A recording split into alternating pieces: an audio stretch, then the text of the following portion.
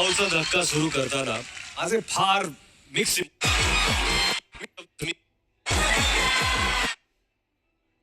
राकेश यांनी खूपच सुंदर मूर्ती घडवली. बाप्पाची कृपा. बाकीचे सगळे छान छान नटले होते, मोदक बनवले होते. मला वाटलं की सगळ्यांनी एकत्र हा जो उत्सव साजरा केला ना तो खरंच एक नंबर होता. खूप भारी वाटलं, खर आनंदमय वाटलं. याच ओकेजनवर मलाही तुम्हाला एक आनंदाची बातमी द्यायची आहे.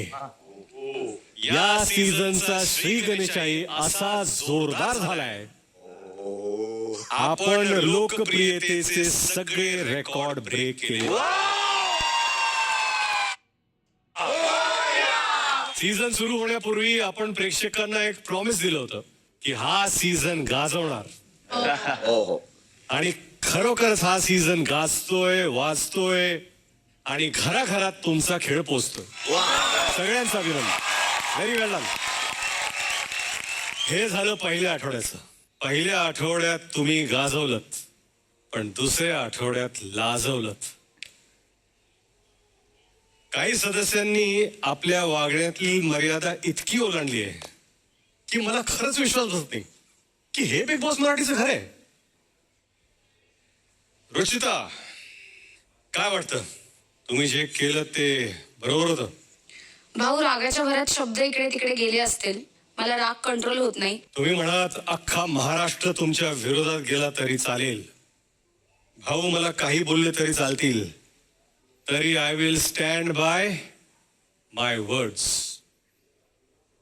म्हणजे चुकीचं बोलायचं, मग राग आला म्हणून सांगायचं, राग आला की मी जे बोलते त्याच्यावर माझा कंट्रोल नाही असं सांगायचं. तुम्ही वाटेल ते बोलायचं, वाटेल तसं वागायचं. आणि झेलायचं कोणी? या सगळ्यांनी, आम्ही प्रेक्षकांनी. कुठल्या लेवलला जाऊन बोलता तुम्ही? गेल्या वेळेस तर मी तुम्हाला ह्या घरातलं नॉईज म्हणाल होतो, पण या आठवड्यात तुम्ही तेही ओलांडून आता या घरातला केऑस झाला. केऑस. मुद्दामून इंग्लिश मध्ये बोलतोय मी, कारण या घरात सर्वांना इंग्लिश बोलायची फार हौस आहे ना. केऑस म्हणजे गोंधळ, आणि गोंधळातून निर्माण होतो तो क्लेश. आणि जिथे क्लेश आला तिथे रुचिता तुम्हाला दिसते फुटेज घ्यायची संधी. अरे असं नोट करू नका, तुम्हाला सगळं मी सांगतो तुम्ही काय काय केलंय. तुमचा गेम काय आहे ना, मी आता सगळं अनालाइज करून तुम्हाला सांगतो. मी तुम्ही जे खेळताय ना, मला बाहेर काय जाणवतंय, काय दिसतंय. इथं कितीही तुम्ही अशी मान डोलवली त्याचा काही फरक पडणार नाही. कारण तुम्ही जे वागलात ना त्याच्यामुळे ऍक्च्युली तुम्ही मान खाली घातली पाहिजे. तुम्हाला मी सांगतो, हा जो क्लेश आहे ना याची सुरुवात तुम्ही आठवड्याच्या पहिल्या दिवशी सुरू केली. उलटा पुलटा रूम मध्ये करणची चावी गेली. करेक्ट? करेक्ट. तुम्हाला इतका आनंद झाला, फेअर इनफ. पण त्यानंतर तुम्ही वाटेल ते बोलत सुटलं. परत आवाज चढवणं, परत पातळी घसरणं, टाळ्या वाजवणं. एखादी सिच्युएशन जेव्हा समोर येते ना त्याला आपण कसं सामोरे जातो याच्यावर एखाद्या व्यक्तीचं कॅरेक्टर दिसतं किंवा निर्भर असतं. तुम्ही अशा रिॲक्ट झालात, त्याच्यावरती करणचं रिॲक्शन काय होतं? चिडवत होता करण. चिडवणं तर आहेच हो, पण त्यांनी कसं त्या प्रकारे डील केलं ते महत्वाचं. ते ओरडले, शिव्या घातल्या. भाऊ, करण सुद्धा माझ्या इंग्लिश वरती वगैरे गेला होता. कारण काय म्हणाल तुम्ही त्यांना? सर, तो मी गेम खेळतो इथे घरच्यांसोबत जी, आणि तो गेम मराठीत बोलत होती, तर मी बोललो की तू मराठीत नाही ते इंग्लिश मध्ये घे, तुला जमत नाही इंग्लिश, सोडतो. या घरात ना आपण एकमेकाचं शिक्षण काढतो. तुला हे जमत नाही, तुला ते जमत नाही, कॅरेक्टरवरती जातोय. हा कार्यक्रम जो आहे बिग बॉस, इथे आपण काय येतो, हा गेम खेळून आपण स्वतःची व या घराची उंची अजून कशी वाढू शकतो याच्या प्रयत्नात असलं पाहिजे. एकमेकाला हाणून पाडून बोलायचं, तो दुसरा व्यक्ती खाली कसा येईल त्याच्या प्रयत्नात नेहमी राहायचं. हा गेम आहे का? रुचिता करणे तुम्हाला चिडवलं, पुढे क्लेश करू दिलं नाही. आणि हा वादविवाद चालू असताना तितक्यात राकेश म्हणाले somebody should shut her up. Correct आहे? करेक्ट. तो विषय संपला. मग तुम्हाला दिसली ऑपॉर्च्युनिटी 2. तुम्ही अटेन्शन शिफ्ट केलं राकेशकडे. ज्या विषयाशी तुमचं काहीच घेणं देणं नव्हतं, तुमचा संबंधही नव्हता, त्या विषयावर तुम्ही ठरवलं की मी याच्यावरती आंदोलन करणार, वाद घालणार. तुम्ही राकेशवर परमिशन हात लावायचा नसतो. म्हणजे काय? भाऊ, मी माझ्या खऱ्या आयुष्यात सुद्धा अशीच आहे की माझ्या जर का मैत्रिणीसोबत काही झालंय आणि माझी जर का मैत्रीण मला शेअर करतेय तर मी तिच्यासाठी अशीच आहे की मी पण बोलेल तुझ्या बाबतीत. Very good, very good. Yes. I am with you. पण 1.5 दिवसानंतर नाही.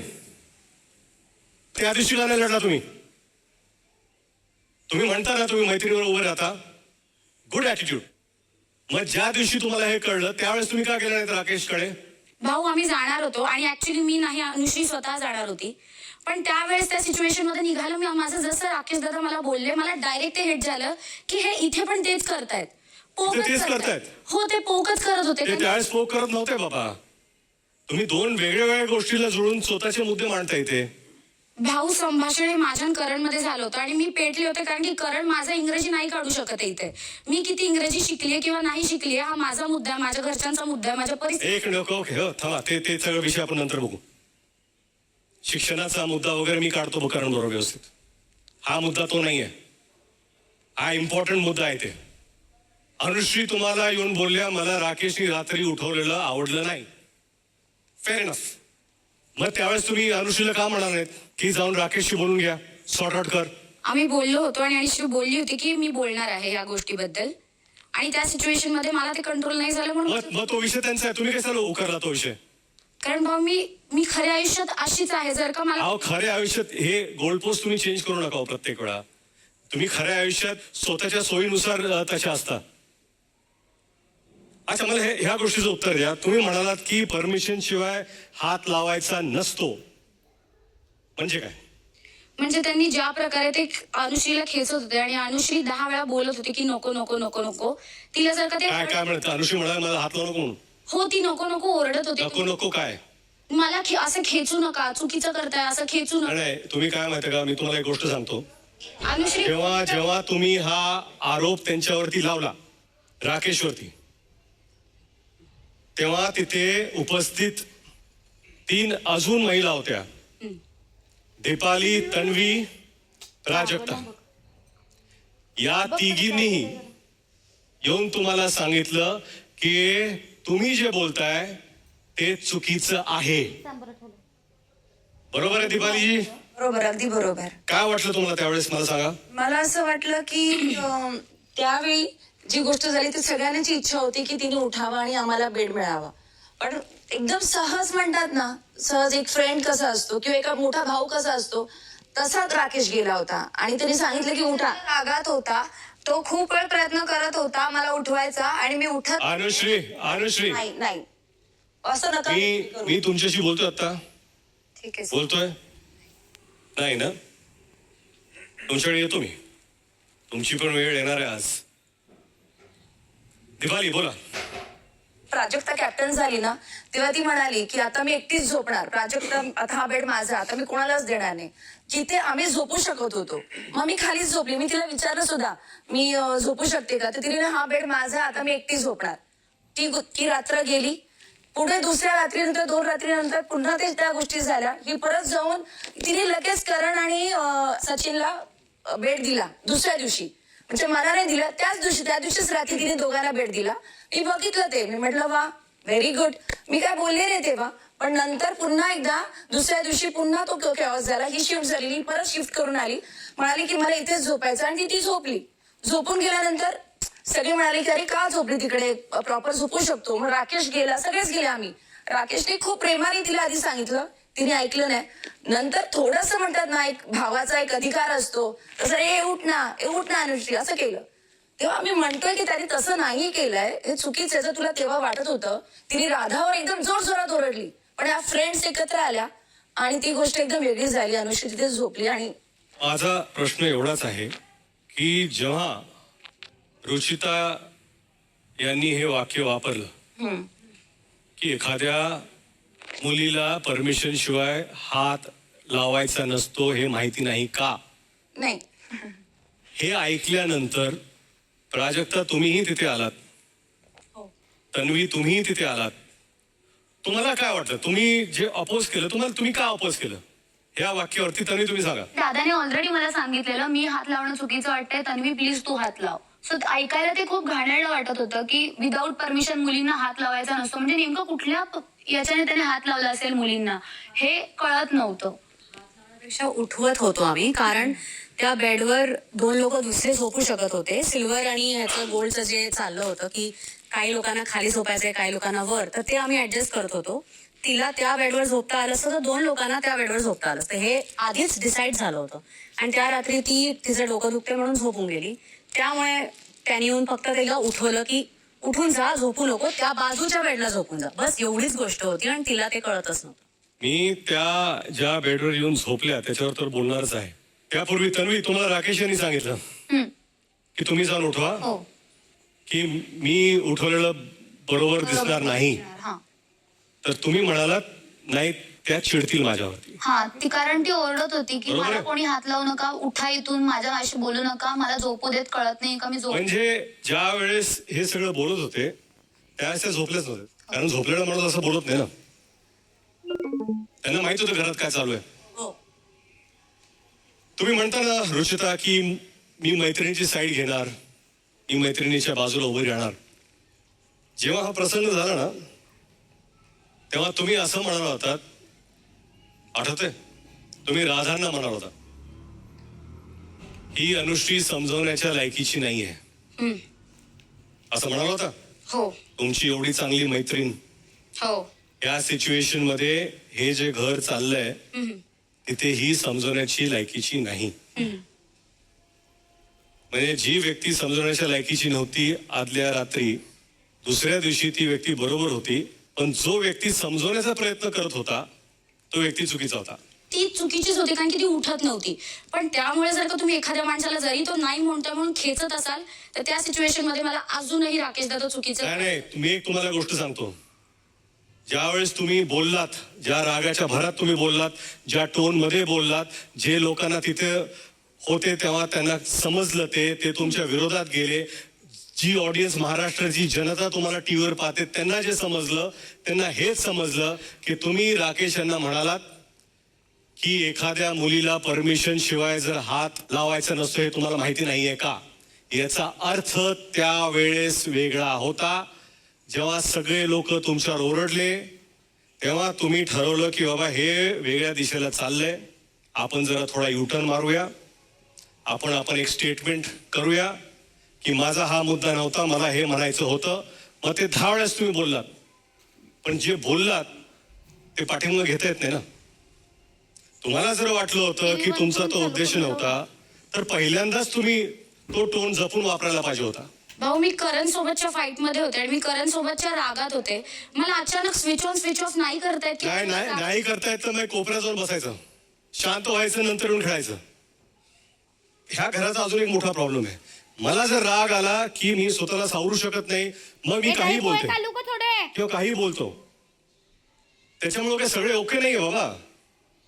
एका माणसाची इज्जत आहे आणि राकेश म्हणून नाही, माझ्यासाठी तुमच्या सगळ्यांची इज्जत सेम आहे.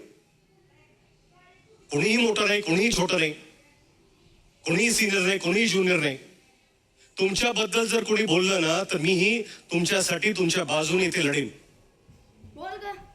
तुम्हाला बोलताना पलटताना सगळ्यांनी बघितलं. त्यासाठी प्लीज तुम्ही हे आता बोलूच नका की माझ्या मतावर मी ठाम आहे. रुचिता, इथून पुढे शिव्या दिल्यात, विनाकारण असले इश्यू काढले, कॅरेक्टर असॅसिनेशन केलं, हे बाकीचं काय करते मला माहित नाही. पण मी तुम्हाला सांगतो, अशा व्यक्तीला तुम्ही नाही कोणी माझ्या भाऊच्या धक्क्यावर जागा नाही. हे असले आरोप आहेत ना रुचिता, एखाद्या काचेला तडा जातो ना, हे तसे असतात.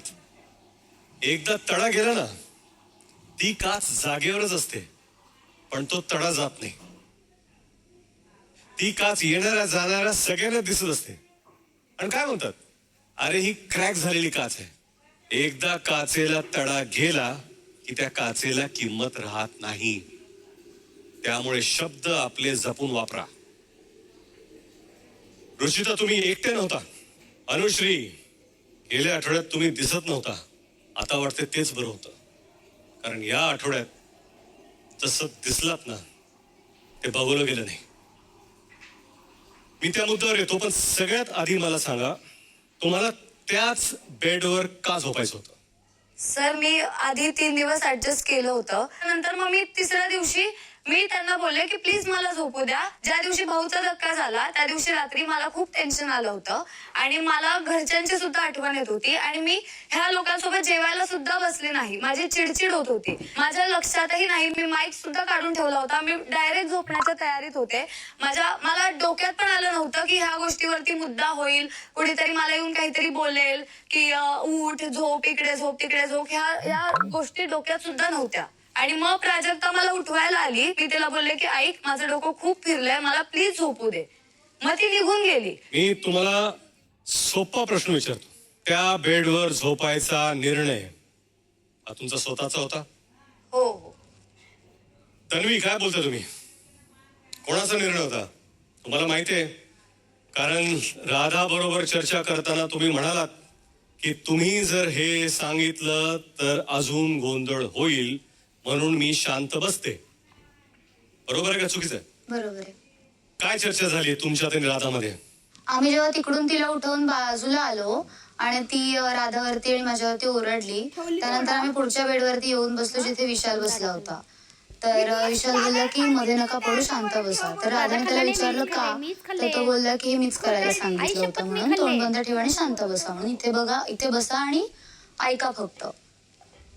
सो मी म्हटलं की जाऊ देत, बोलण्यात का अर्थ नाही, अजून पेटेल सगळं, त्यापेक्षा गप्पच राहूया आपण. म्हणजे विशालने तुम्हाला सांगितलं की त्यांनीच सांगितलंय अनुश्रीला की बेडवरती जाऊन बस, झोपा, उठू नका, आणि तुम्हाला सांगितलं की इथं बसून आता फक्त मजा बघा काय होते.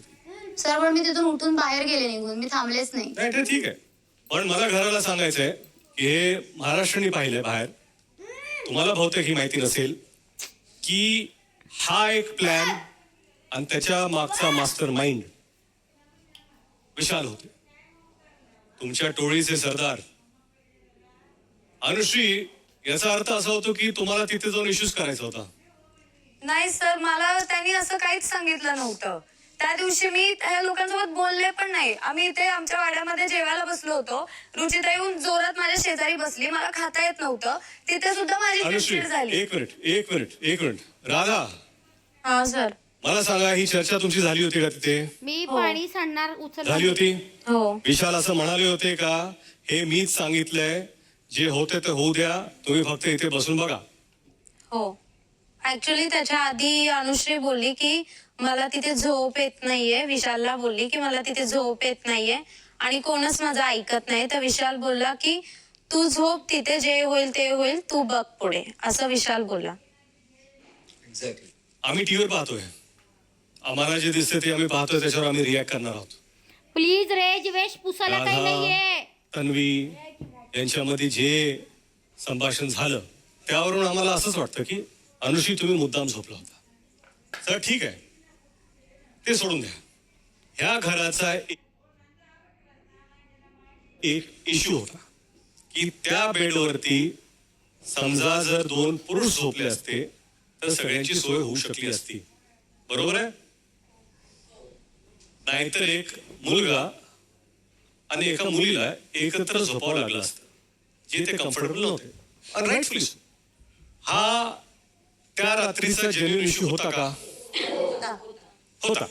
अनुश्री, हा इश्यू सॉल्व्ह करण्यासाठी राकेश पूर्वी बरेच लोक तुमच्याकडे आले होते का नव्हते?